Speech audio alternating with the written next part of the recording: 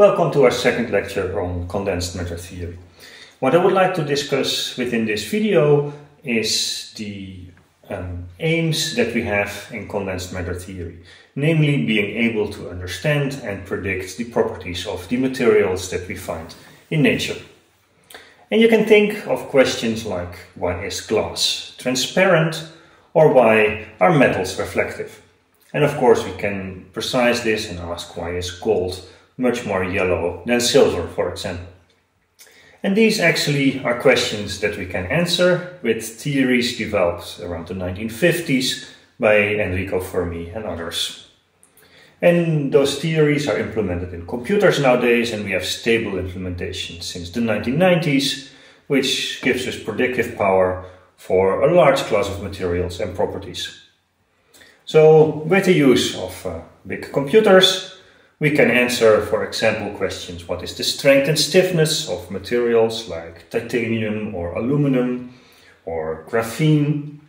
And from graphene, of course, you can also make nanotubes or composite materials that we can then use either in electronics or composite materials that have certain weight and strength and stiffnesses that then can be used to build airplanes or space rockets from. And actually, when people build these kind of composite materials, people nowadays do calculations to calculate what the strength and stiffnesses of such materials are, and these calculations have predictive power. Not only strength and stiffnesses we can calculate and predict, we can also calculate and predict functionality of semiconductor devices such as transistor, diodes, or solar cells. And especially when people start to make them smaller and smaller nowadays, up to the nano size, properties change because of size constraints, and we nicely can calculate this for all the materials that we use there. And that is also used when people develop new semiconductor devices, integrated circuits. Such kind of calculations are done to see if what they make will go to work or not.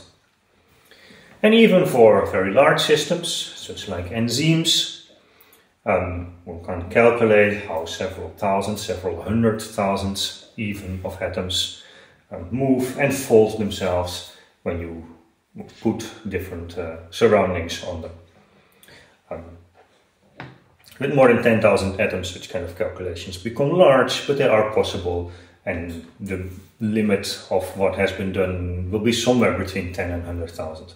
I don't know exactly anymore. A few years ago it was something like 10, 20,000, but as computer power increases, implementations still become slightly more effective.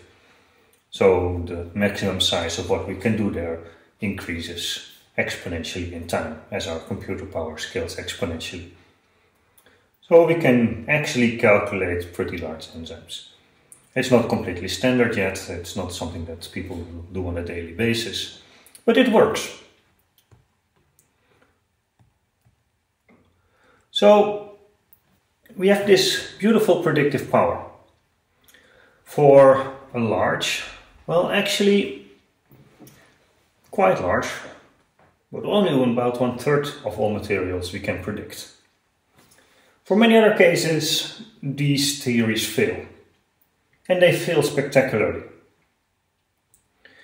For example, if I have these two glasses here, one is blue, the other one is green, and I want to use Fermi liquid theory to predict the color of these materials, that doesn't work. So if you go to an old church, you have these beautiful colored windows. The standard theories that we have in condensed matter theory wouldn't be able to predict at all that these materials have those colors that they have. Then one of the standard examples where Fermi liquid theory doesn't work are the high temperature superconductors, where we have a ceramic material with copper inside. And these materials show superconductivity at high temperatures, well, high compared to superconductivities in other systems, which is about 100 Kelvin or a little bit more.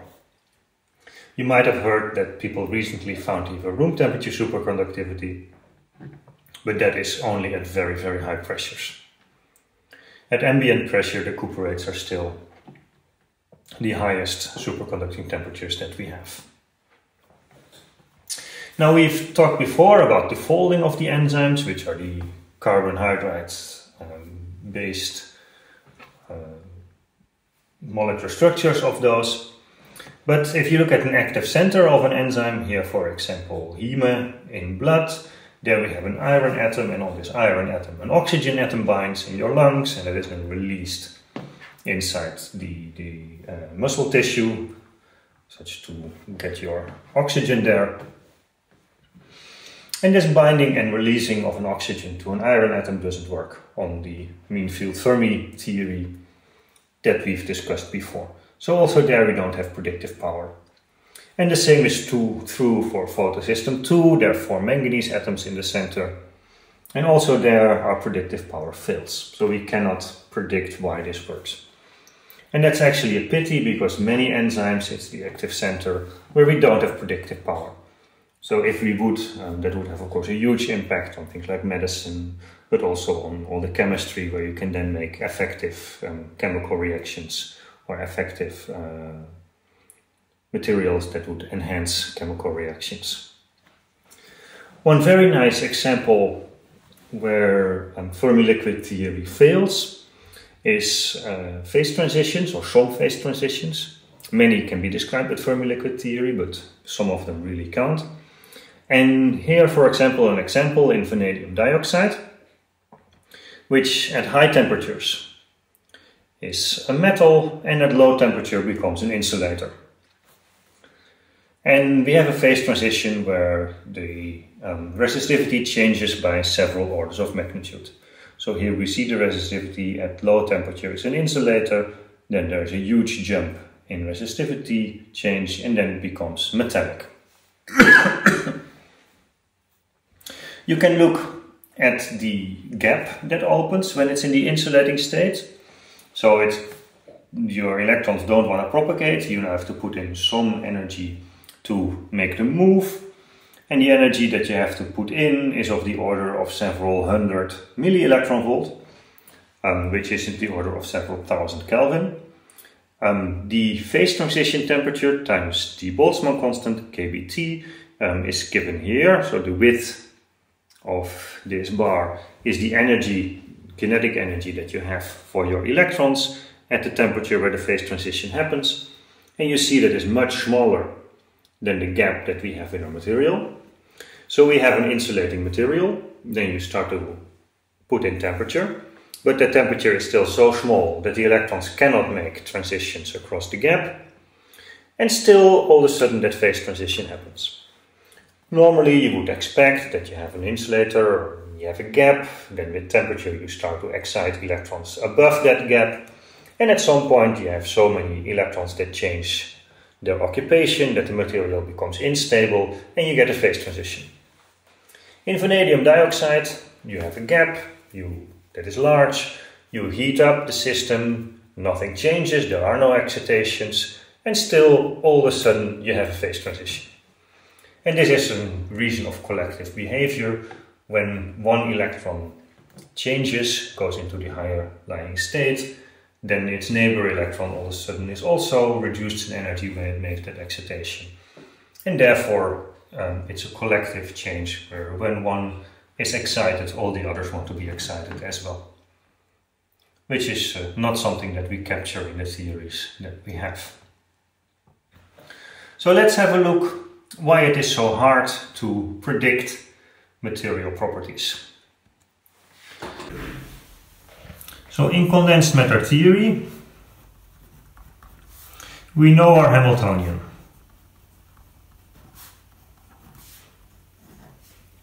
And the Hamiltonian is basically given by the Schrödinger equation.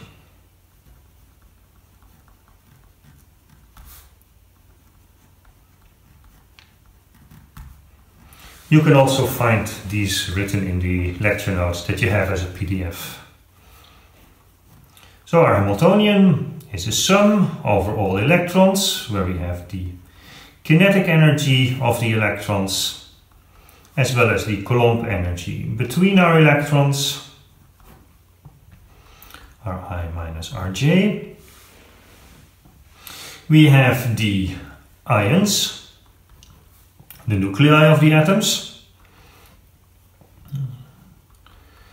Also the kinetic energy, I will use capital letters for the ions, small letters for the electrons. And I will not distinguish between operators and the expectation values, as normally it is clear from the context if we talk about an operator or an expectation value. And of course these are vectors in principle. Plus the Coulomb interaction between our nuclei, where the nuclei have a charge Z times E, where Z is the atomic number, and it is divided by the distance between our nuclei, and then we have the interaction between the electrons and the nuclei. A nuclei of charge Z, an electron of charge 1, Ri minus Rj. And that should be a minus sign, of course, because electrons are negatively charged. Of course, we have relativistic effects.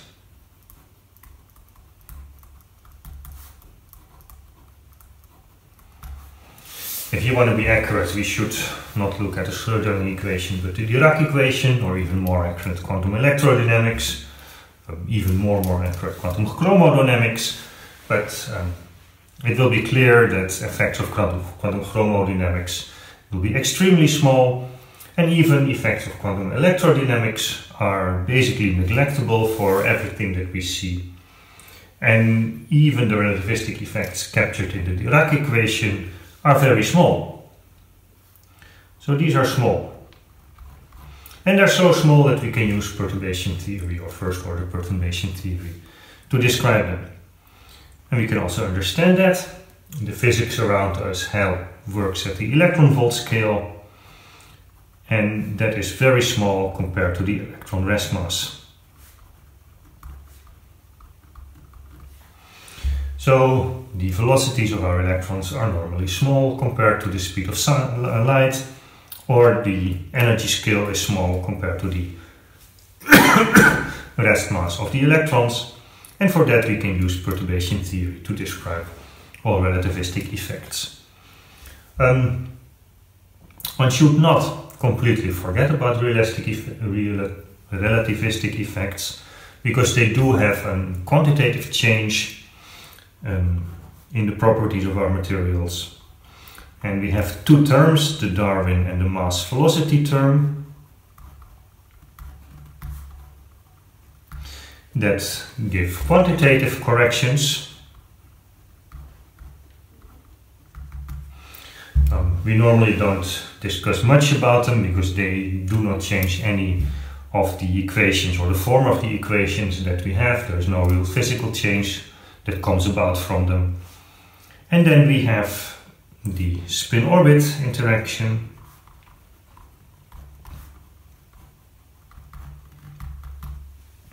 And the spin-orbit interaction is the first time that the spin actually interacts with our system, and therefore spin up and spin down are lifted in their degeneracy. So this is a symmetry breaking kind of interaction, and therefore also makes quantitative changes.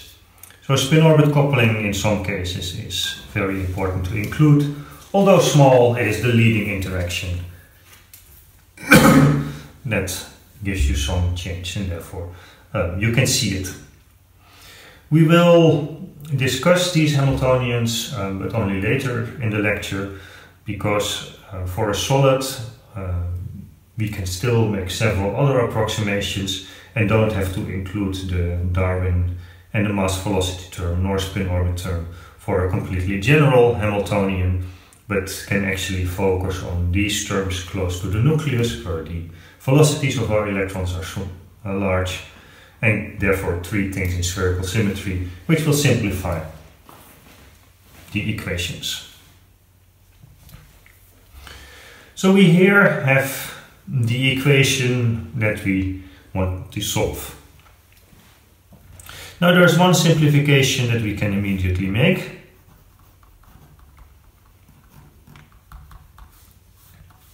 And in all cases we know that the mass of our nuclei is much larger than the mass of the electrons. So as a start, we can treat the positions of the nuclei static.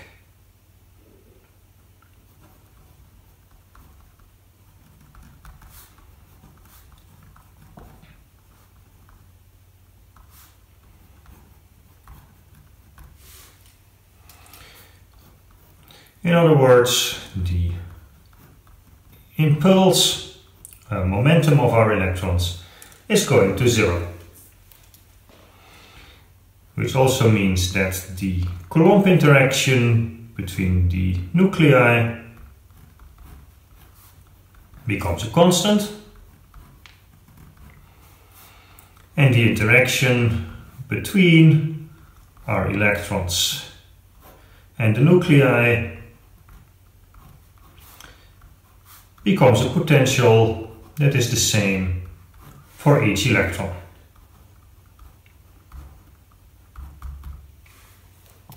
This approximation is known as the Born-Oppenheimer approximation, and it's one of the successful approximations that we will going to use. Of course, we can now make corrections on top of this. The first correction would be to say is that the atoms can oscillate back and forward around the equilibrium that we find of their positions within the Born-Oppenheimer approximation. For that we can calculate, and of course, forces that act on the electrons, and with that make these oscillations, and they become collective modes, which are known as phonons.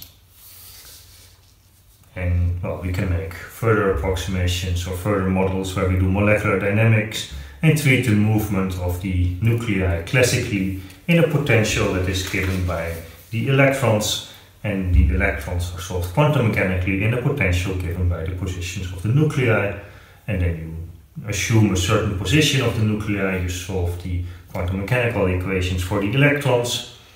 From that you can calculate the forces on your nuclei. You do a small step in time solving things classically, and then you redo the quantum mechanical calculation for the electrons, which is the basis of many molecular dynamics calculations that we do nowadays. This then raises the question why it is so hard to actually predict material properties, and this we will discuss in the next video, where we will talk about complexity and compare the complexity class of quantum systems to classical systems, and then talk about emergent properties of complex systems and how to deal with those. For now, stay healthy. We see each other later.